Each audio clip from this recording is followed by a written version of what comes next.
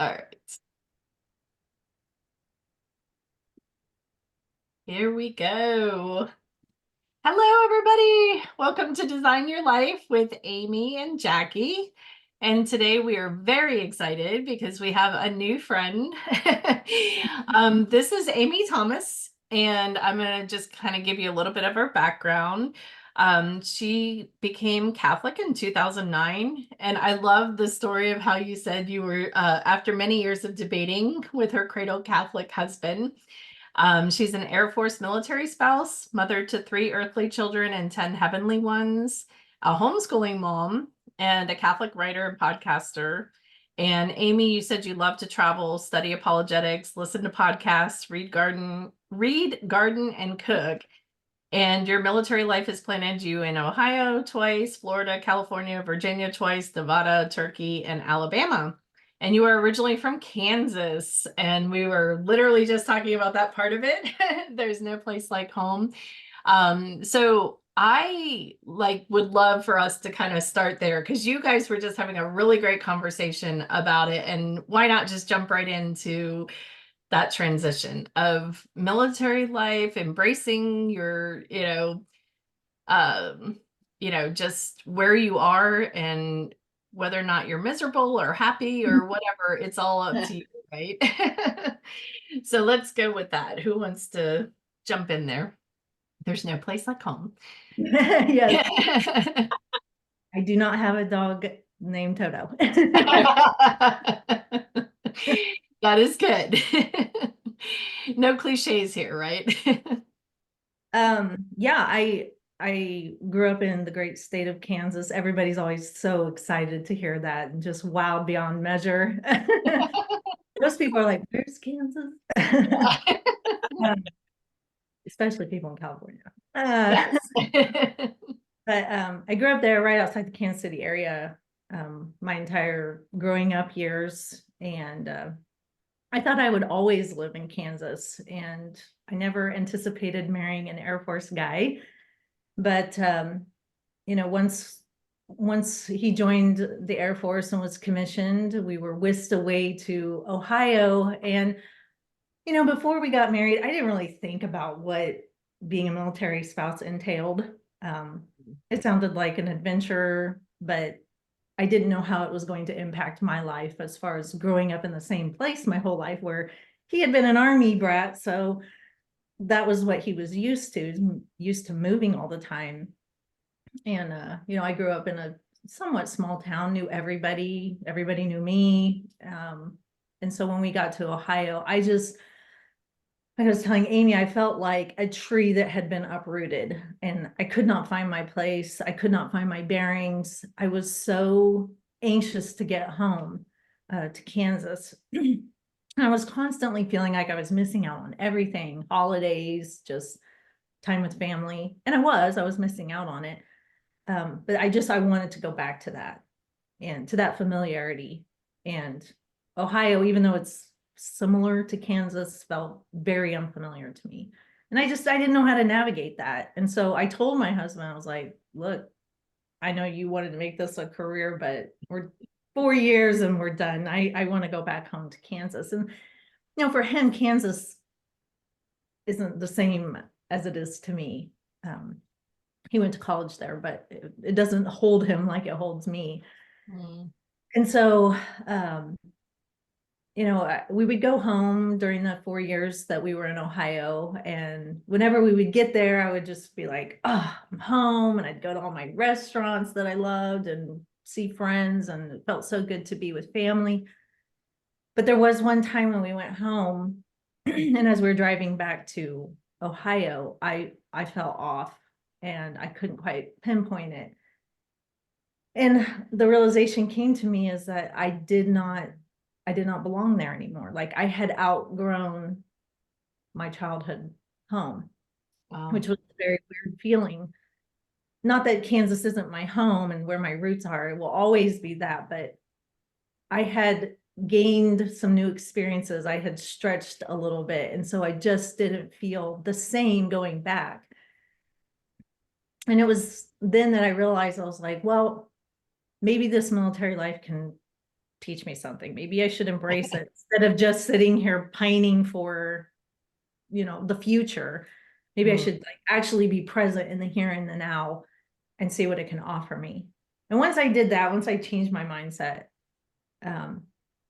everything changed. And here we are 22 years later. My husband did not get out after 4 years. Now I'm like, how old will they keep you? How maybe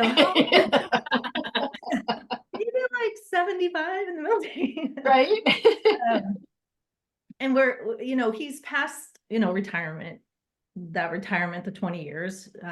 He calls himself a free agent now, but we still have the life.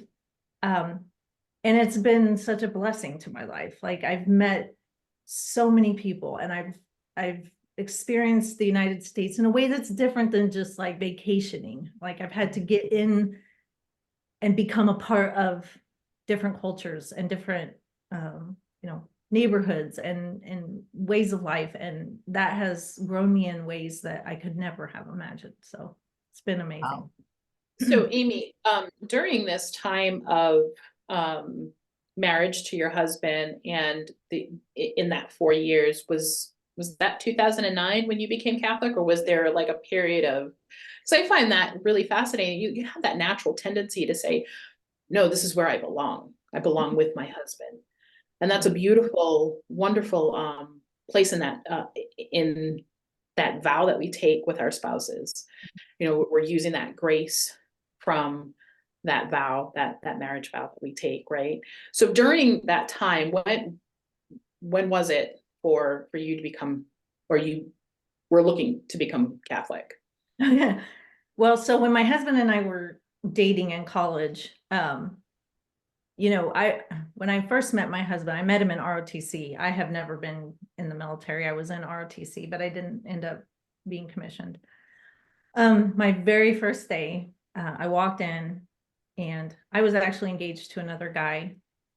I walked into my leadership course, and I saw him there in his blues, and I knew in an instant, and this doesn't happen for everybody, but he felt like home to me. I was like, if I feel this way about this man who I've just seen and met, I cannot marry the other guy. And so my husband, and that's something about our marriage vows, is sometimes we often cling to, our family that we grew up with, but really in our marriage, we are to now cling to our husband. And that was something that I had to learn. Not that we abandon our family and our parents and our siblings, but my husband now, and our marriage was to be my priority, my main focus. And that was something I had to learn. But so yeah, so when we were dating, he was a lukewarm cradle Catholic. I did not have much to do with my Protestant upbringing. But when we had our daughter, that all changed. And now we were trying to decide how to raise her.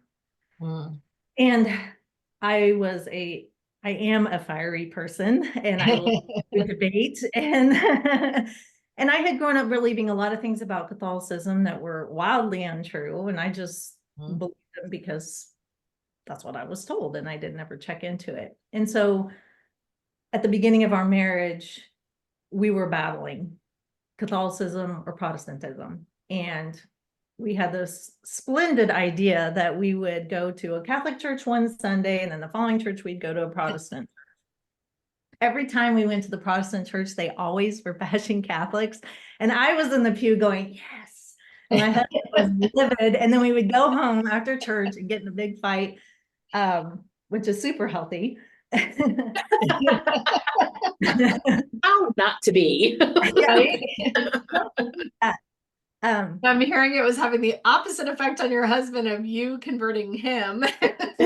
And that's the thing, like we would get in this fight, and my husband doesn't really fight. He debates well. I'm more the fighter. But my questioning of Catholicism kind of brought him out of his lukewarmness. And now he was having to defend the faith and answer all my objections. and he would always answer them. And it was so frustrating. And, maybe because he was my husband, like over time, after a long time, like the defenses started to come down a little bit. And so I told him, I said, look, this back and forth thing, going to one church one weekend and another one the other, it's just not working. So we'll go to a Catholic church since that's so important to you. Like the Eucharist, whatever. I didn't get it. Mm-hmm. I was like, maybe I'll get a good homily and whatever, and it'll be fine. And so so we started going to a Catholic church consistently. And it was there sitting in the pews, and it was the pull of the Eucharist that finally sealed the deal for me. And once I knew I was ready, like once I got the Eucharist, I was like, I have to be Catholic now, like right now. I'm not going to wait anymore. So that was the whole thing. Oh, wow. So did That's you a win the battle or What's that? did you win that battle? You gotta be Yeah. receiving right now. Well, it was interesting because once I was like, I have to be Catholic, we were slated to move. Like, Oh no. and so I wanted to be confirmed in the church that we had been going to because I knew the priest, and whenever you're in the military, it takes time, and we were going to be late for RCIA and everything. And so I went and talked to the head priest, and I was like, is there any way that I can be confirmed in a really short period of time? He was like, well, you've been going to a Catholic church for a while now. We would have to do a very condensed RCIA with you. And so one of the priests, and they got permission from the bishop, one of the priests did a week-long 8 to 5, just me going to learn about the Catholic Church and everything. And a lot of it I had already known because I'd studied so much. And then at the end of the week, I did my first confession. And then that Saturday I was confirmed. So. Oh, that is beautiful. Yeah. Absolutely.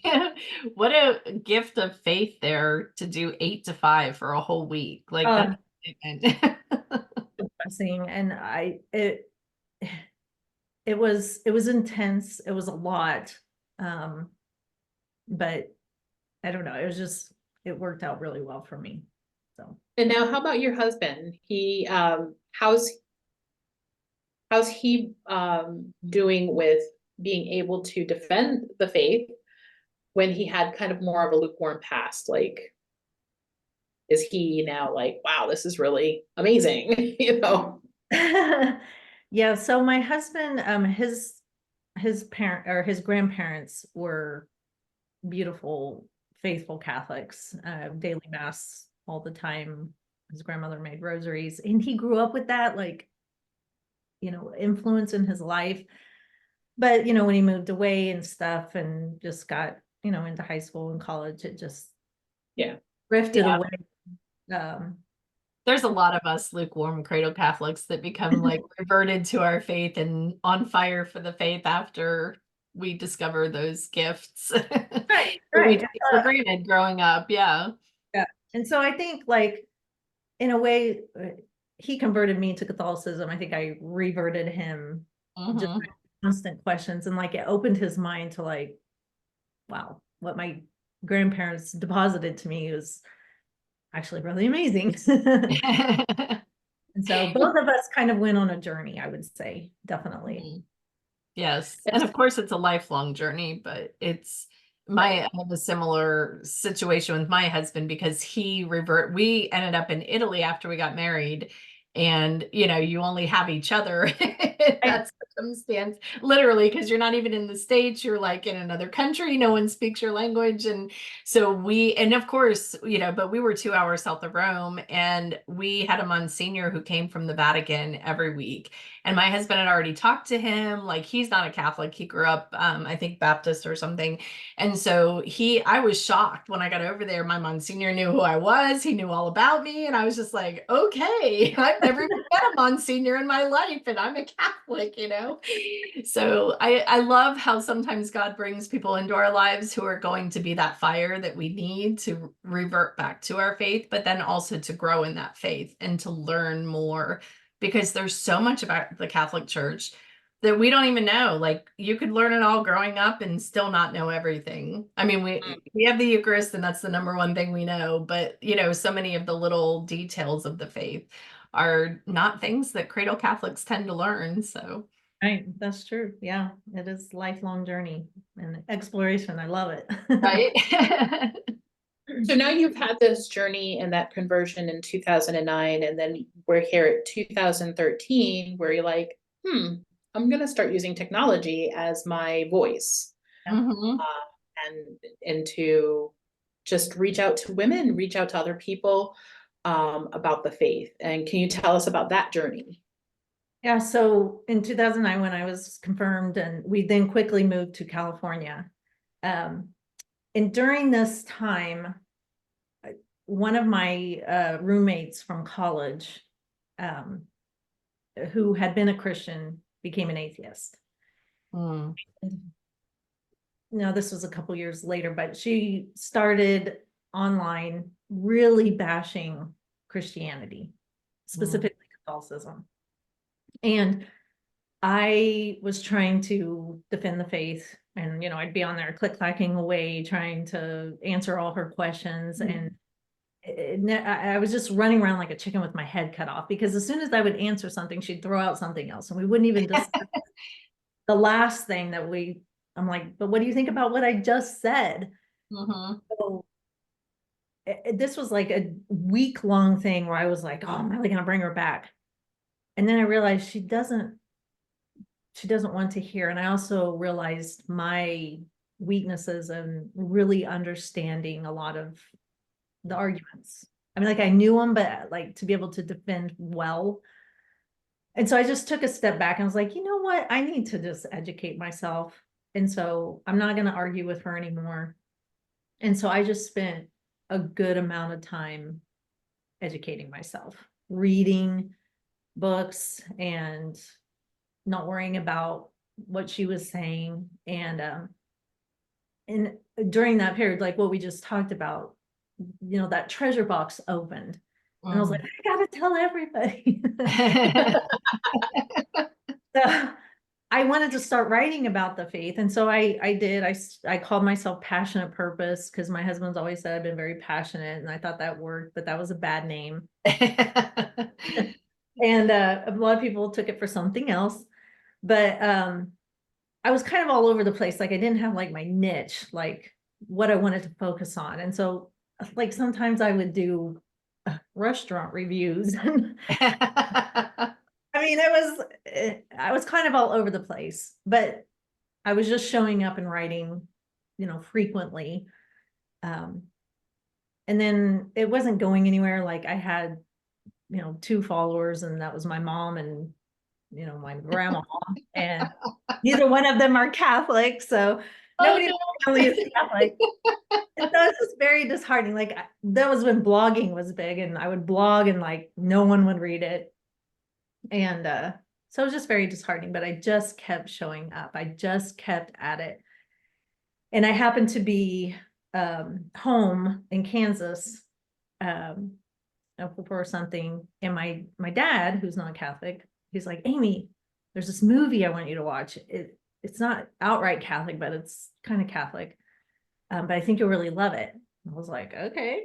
And it's The Way. With Oh, that was a good movie.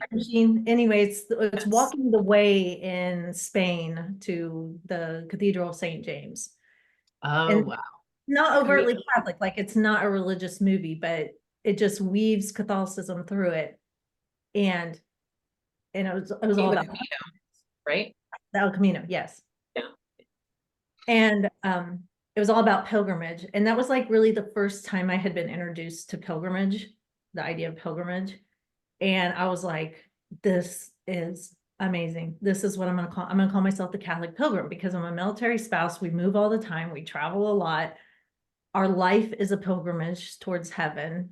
This is it. Mhm. This is like it. And so I went and I changed my name. And like, once I did that, like everything clicked and I knew what my purpose was. And I just wanted to bring the Catholic faith, its history, its richness to people. And that's Mm. good.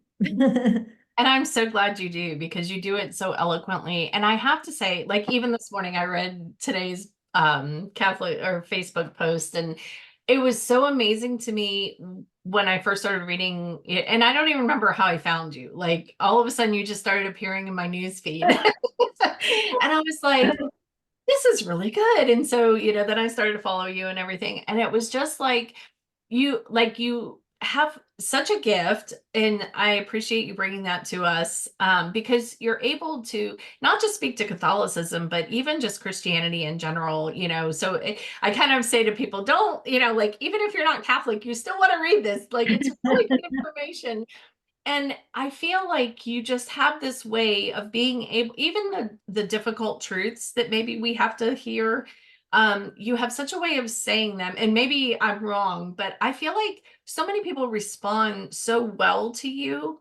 And I'm shocked. Like, I feel like God is really like, he's shining that beacon over your, Facebook post, because I see so much positive response from people. So do you find that that's the way it is, or do you get negative that I'm just not seeing? Because I feel like you have like really good followers. Oh, I do. I love our little community. I have honed my skills, and thank you for the kind compliments. Like I said, I'm a fighter. Like, Mm, the Amy in me wants to like come at the hard issues really hard. mhm, I have learned and that doesn't always go so well. And that still shows up mm. sometimes for me, But the but humility is there. um, and nothing good like, if I do not have my morning prayer time, because that's when I write after my prayer. Mhm. If I don't have that, whatever I write that day it's like, it doesn't go anywhere. It doesn't do anything. It doesn't resonate with people. So I absolutely have to have my time with Christ and ask the Holy Spirit to enlighten my mind. But whenever I do touch on, there are certain subjects where when I do touch on them, like abortion or you know, anything that has to do with the trans ideology or anything like that, that they will come out of the woodwork. They will Not come out. followers, Yeah, not I mean, followers. you can't, Uh, yeah, you can't avoid it for 100%. so I always will leave up people's comments as long as they're not being disgusting. Mhm. So if you disagree with me, that's fine. I'll leave it up. I'll leave your argument up, unless you're being filthy and nasty. Right, I have to delete so many of them because I'm not gonna give the devil that space. right. Um, and just yesterday I had a young woman tell me that she hopes that my children grow up to resent me. I'm like, Oh my you gosh. hear yourself? Yeah. And so they do come out of the woodwork, and the instinct in me is to like go at it. And I have really had to, over the years, learn that like I have to back off.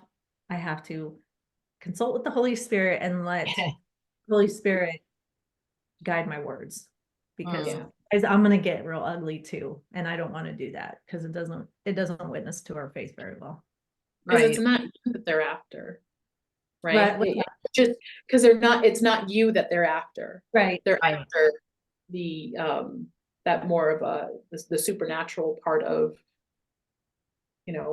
of how we live our faith. That's what they're Right. after. They're after the truth. And if you're going to be that vehicle, it's like, hey, don't shoot the messenger. Just Yeah, for and that's sure. and I think that's a very valid. People are And hurting. Yeah. Oh, yeah, I yeah. mean, just in that woman commenting to me, I hope your children grow up to resent you. Like, that comes from a place of some deep hurt. Like, that's a tortured soul there. Because why would you ever want somebody's children to resent them? And so I Right. recognize that now. which helps me to be a little more, calm in my response. But Right. it takes a lot. It takes. I can totally relate to what you're saying, Amy, because behind the scenes, I'm like fuming and like that fiery part of me is coming out. And then I sit with it and realize there's a graceful way and a merciful way to handle this. I just need to find it in this moment. But it really, like, one of the questions I ask myself a lot is, how is God trying to refine me in this moment? Because I can't change anyone else. I can only change myself and how I respond to things. And I still have that fiery spirit immediately, got to have that release of the energy. But then, when you sit in it, my heart just hurts so much for all the brokenness in our world. And I think that that's what I relate so well to with like your posts and things like that, because I feel like you have that kind of like mercy and compassion and empathy for people, but you also are not willing to, let go of the truth. Like you're sharing truth, but you're doing it in such a loving way. And I think that that's what spoke to me the most in all of that. And I feel like maybe some of your past, I've read your story and things like that. And it just feels like and one of the reasons we brought you on here is because of the wholeness, like you are an example of that wholeness, because you're not perfect and you've had trauma in your life and things like that.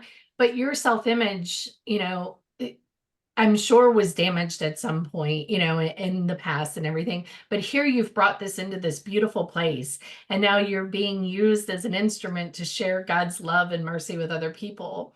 So can you kind of explain, like, how did you find that voice to speak up? Because I saw you on a podcast, I think it was called Why Catholic. Oh And yeah. you shared this beautiful, I love to like research and go deep into the well of people and see, who you are and everything. And so I felt like you had, because I had been, molested by two people when I was growing up, and it's very uncomfortable for people to talk about those things. So where did you find that courage to speak up? And just, I felt like you had that same matter of factness. Look, it happened. We can't keep the darkness. We've got to bring it into the light. And if we don't talk about these difficult things that people are going through, then how do we heal from those things? So where did you find your courage in all of that? Ooh, well, I was sexually assaulted when I was 17 by three guys, one of them being my boyfriend. And I that was just earth shattering for me. Mhm. Because I really thought that being a Christian meant like I was kind of cloaked from anything bad ever happening to me. Mm. So when that did happen, like I could not understand it. Now again, this is a 17-year-old mind, um, not super strong in my faith, but I was like, wow, God, if you're gonna treat a good person like me and allow that to happen, then heck with it. I'm out of here. Um, and that was the darkest night of my life. I mean, I didn't tell anybody. I went to go after it happened. I went to go tell my dad, and I stood at the door of my parents' bedroom, like ready to knock on the door. And I was like, no, I can't say anything because my dad will go and kill them. And I Mm. have to visit my dad in prison.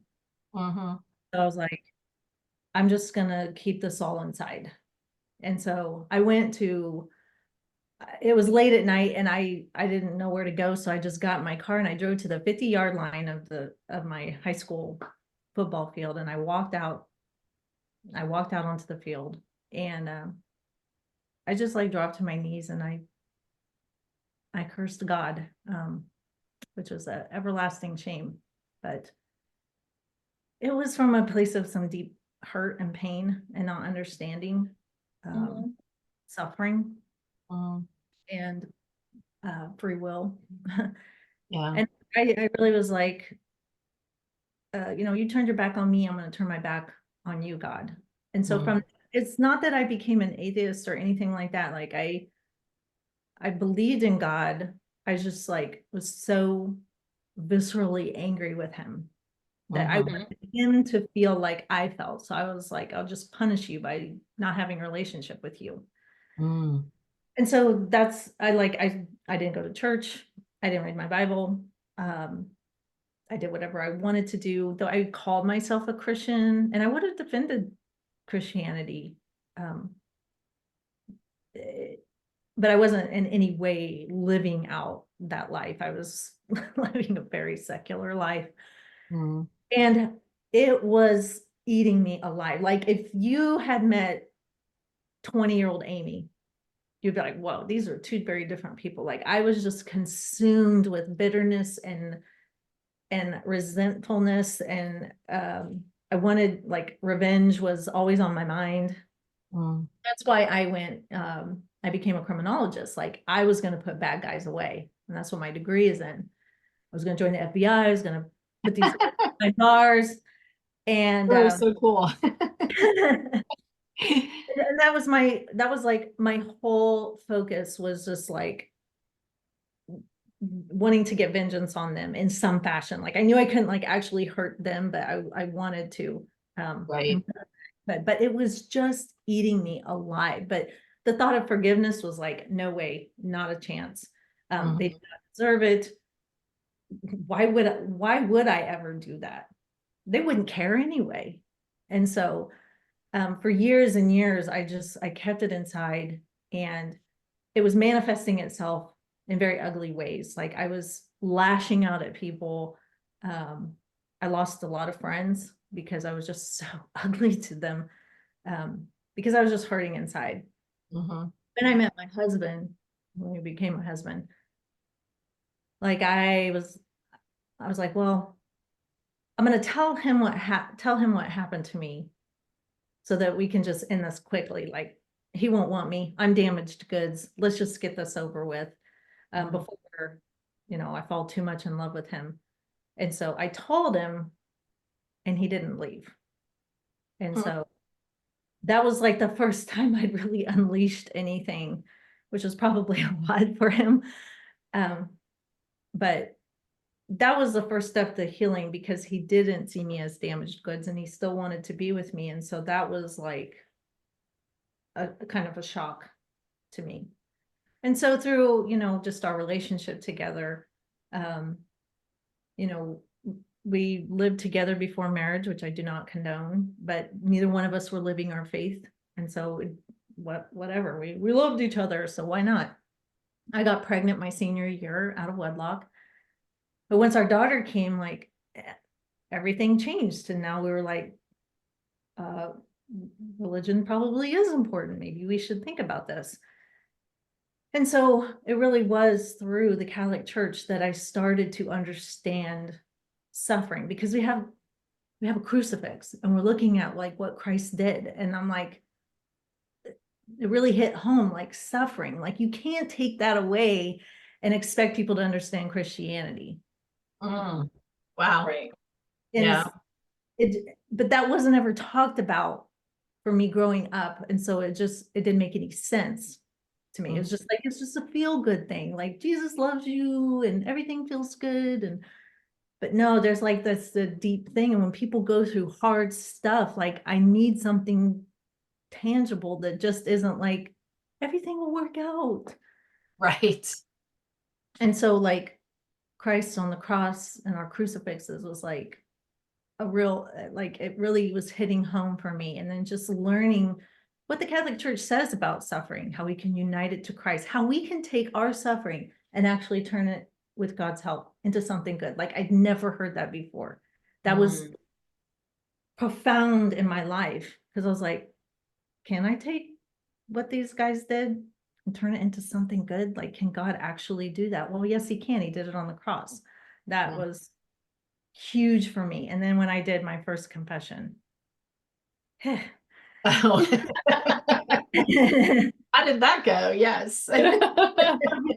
like I had that, Amazing, like I right? said, to my everlasting shame, I had cursed God. And I sat down in the chair and I said to Father Chuck, I was like, no, Father, I have the biggest sin. Mhm. I was like, it's horrible. And he's like, just start talking to Jesus. It will be okay. And just the floodgates open. Right? I handed all the junk over to Christ, and I was like, you take it and make it what you can. Mm. I'm gonna see what you can do with it, because it isn't working what I'm trying to do all on my own. Yes. And that changed everything. Like that changed, like, I have been able to forgive. My patron saint is Saint Maria Goretti. Oh, And beautiful. she continually teaches me. Like, I got to the point where I could forgive them. And just 2 years ago, we went to St. Elizabeth Ann Seton Shrine. They do this really cool thing around Halloween. It's called Back from the Dead. The saints, they're actors, but they come out and they share their life story with you, and they try to encourage you in some virtue. Well, anyway, one of the saints was my saint, Saint Maria Goretti, and she came out with Alessandro, the man who murdered her. And it was like she was speaking to me through, these actors. But she was like, I wanted him to be with me in heaven. And I started crying right there, because I was like, dang it, I thought I had done all the work by just forgiving the people that had hurt me. But now I need to pray for them that one day they will be with me in heaven. Mhm. And that, That's a sucker punch. Oh, yeah. but That's amazing. yeah, Yeah. I mean, that's like, I want people to understand that bad things are going to happen to all of us. And Mhm. it's just a human condition. It's just going to happen. Right. But what God has done with what happened to me, like, people always ask me, would you, wish that it never happened? Well, of course, I wish it never happened. Right. But if that's what it took to get me to Christ in the way that it is, that my relationship with him now, then yes, if that's what it took, then that's what I wanted to happen. Not that I wanted it to happen, but Right. that's what needed to happen. And I'll accept that, because otherwise I might never have come, because I wasn't so, I wouldn't change it for the world. yeah, Right. it's just my story. Because of where I am now. Yeah. Right. Me and you. I'm telling you, Yeah. identical lives. Yes. I feel And if so I could much just of that. virtually hug you right now, because I'm feeling those tears. Yes. When I said new friend, I meant like it's amazing how the internet and all of technology can connect us to people that we otherwise would have never met. And Amy and I talked about, some of the things when we were talking about, having you on here, and we were just like, oh my goodness, we can relate, like when you were talking about your 10 saints in heaven, and, just like the beauty of how, because there's so much hurt and, brokenness in the world, and we don't talk about it. Like we push that down, and there are so many women that are hurting, which is why Amy and I, got into this, the women's school and the wholeness coaching, is because, if we have, like, you found those tools, like, and if women don't have these tools and the ability to change their mindset and things like that, like, the brokenness stays, and we always think we're good. I think you said that this morning. There was something you posted and said, I'm good. Like, Yeah. and that's something that I've been like really focused on lately, is just, yes, but what if we could be great? Like, what if we could be amazing? Life's never going to be perfect. It's never going to be great, as far as human and sinfulness and things like that, the brokenness in the world. But what if we could be that light? And, I see you being that light for others. We're trying to be that light here on this podcast for others. And just, the more that we can talk about these things and bring women to this place of healing, because God wants that for you. But sometimes we as humans have to help other people get there. He uses all of us. And so I feel like that, that's a tool that he's using through all of these things, your story, and then you become a podcaster and a poster on Facebook, and your blog and your internet, or your website, sorry.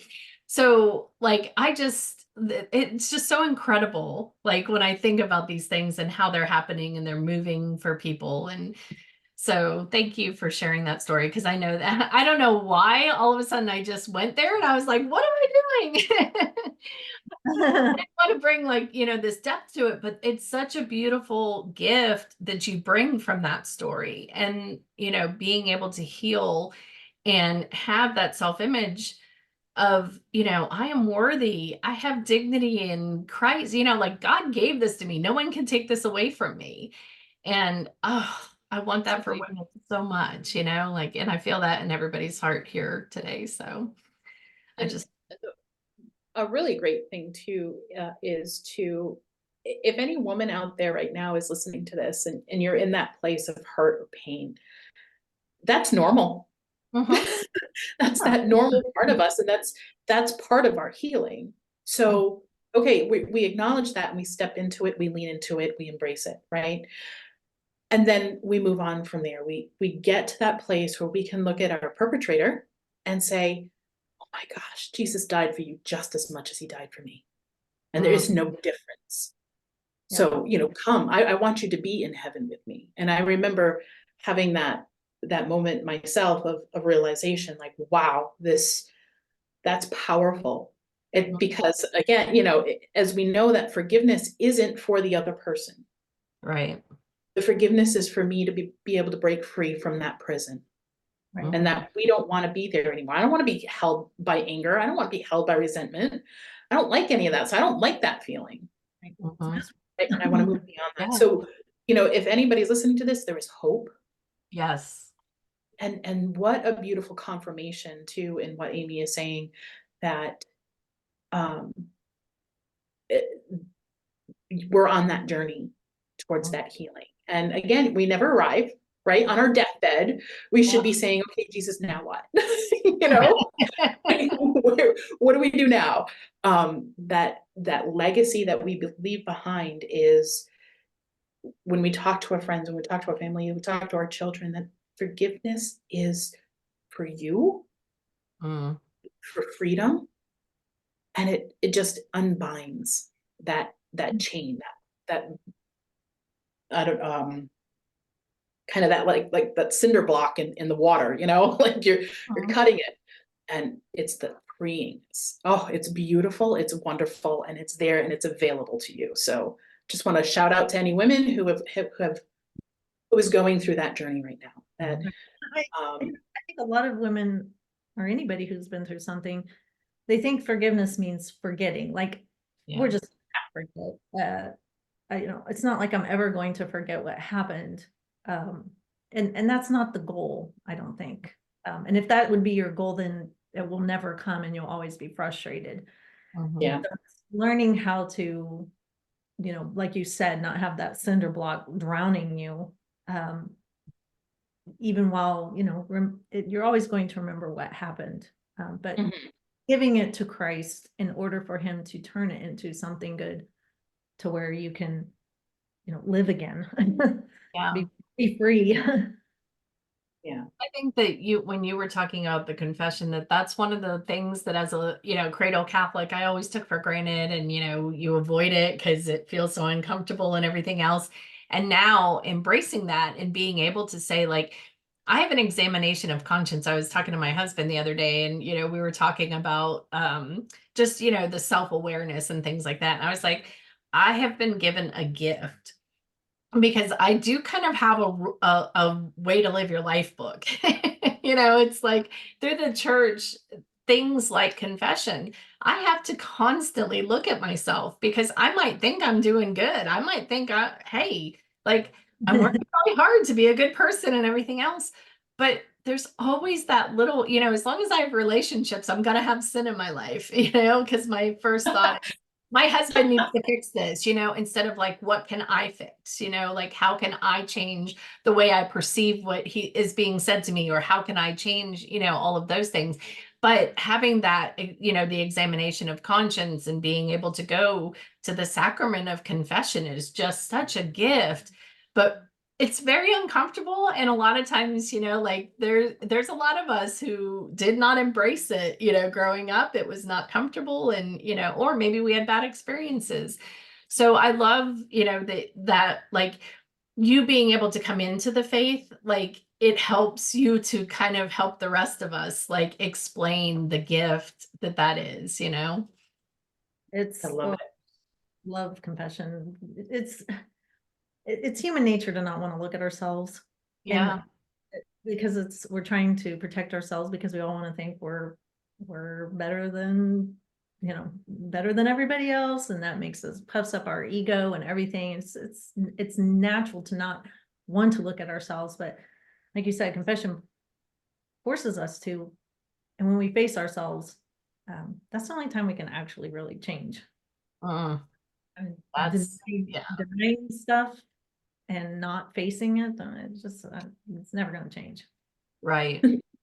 Because everybody would say, like, especially when something so traumatic has happened to you, like, you have a right to be angry. We hear that all the time. You have the right to do, well, of course, like you have free will, you have that ability to be angry. And yes, righteous anger, there's no excusing that behavior. And, but being able to accept and then say, no, I'm not going to let this destroy me. I'm not going to let this, because then everybody else that you're hurting had nothing to do with that. Right.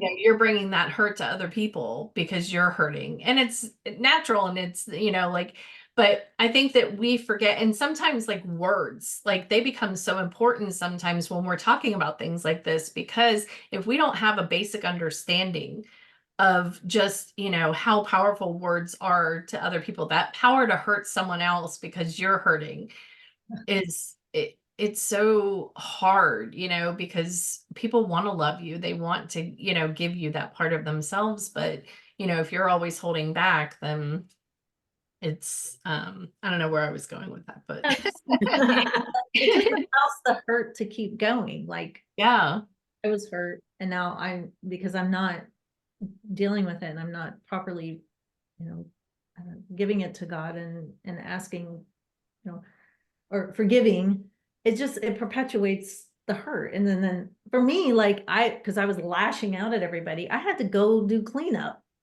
to right. say I'm sorry to all the people that I hurt. And, Mhm, and some of them I can't find them, because it was years before I really accepted that, and they were long gone. So, mhm. that's a hard thing, because I can't ask them for forgiveness, and the only thing I can do is, ask God to forgive me for what I did. But they're out there carrying around my horrible actions and horrible words that I said. So it Yeah, perpetuates. yeah. Mm. So Amy, if you were to leave our audience with any last thoughts on wholeness or um, forgiveness, or what would you want them to take away in their Catholic pilgrim or in their pilgrimage that they're taking? Oh gosh. Hey, what we were just talking about, I think, is one of the most important things. I after college, I became a counselor for victims of domestic and sexual violence. Mm, And I only had one woman who was willing to do the hard work mm, of healing, because it is hard. It's not easy. mm. But so often we want to stay stuck in victimhood, because it kind of gives us an out. Like, well, my life's not going well because of this bad thing that happened to me. And then we just allow that to be our excuse. And so I would say, what I noticed when I was counseling is, if you really want to be whole, you have to face maybe what the bad thing that happened to you has allowed you to become, or that you've allowed yourself to become. Like for myself, I had become a horrible person, just living a very secular life, hateful to people, angry all the time. I had to face that about myself, which was hard, because I wanted to think of myself as a good person. I wasn't that bad. I wasn't out murdering people. I wasn't out raping people. So I'm not as bad as them. And that gave me that was like I gave myself a free pass to not look at myself. And so I would say, if you really want to be whole, you have to look at yourself and allow God to enter into your soul and your mind and reveal to you the ways that you need to change, to become the person that he created you to be. Mhm. That's Yes. the ultimate goal, is that we want to become who God created us to be and to use our talents for his glory and for others. And we simply cannot do that when we, you know, refuse to look at ourselves. And like you said earlier, we can't, like, I can't change anybody else. I can't change anybody else. The people that hurt me may never come to me and say they're sorry. And I may never be able to say, I forgive you. I may never get that. So the only person I can change is myself. And if I want to do it well, I'm going to have to ask for God's grace to come into my life and for him to show me how to become, you know, that the person that he envisioned. So that's the biggest thing. Just be willing to, like I told my clients when I was counseling them, you are not going to die by looking at what you've become. You're not gonna die. It's not gonna kill you. It will hurt and you may be ashamed, but then there are ways to heal that. And it's one of them. And we, like, the church has so many tools. So many Yes. tools. Utilize them. Yes. And that's where I think that, you know, like the woman's school has taught me, from going from victimhood to victor. And that's where the real healing begins, and being able to, you know, like you said, that, you know, not carrying around that hurt anymore, and just being able to, you know, and that shame, like, we weren't meant to be ashamed. We were meant to, you know, reconcile ourselves with God and our behaviors and things like that, but not to carry that shame for the rest of our lives of things that we've done. So that's a beautiful gift. And Wonderful. thank you so much, Amy. This was wonderful. Yes. I feel like I could Love talk to you this. for hours. You have so much great wisdom and insight, and we appreciate you bringing that today. And thank you, Holy Spirit, for leading us in this conversation. Yeah, well, thank you for having me. Yes. All Well, righty. God take bless care. you. God bless. We will talk to you hopefully again in the near future. Sounds good. Okay. Take care. Bye-bye.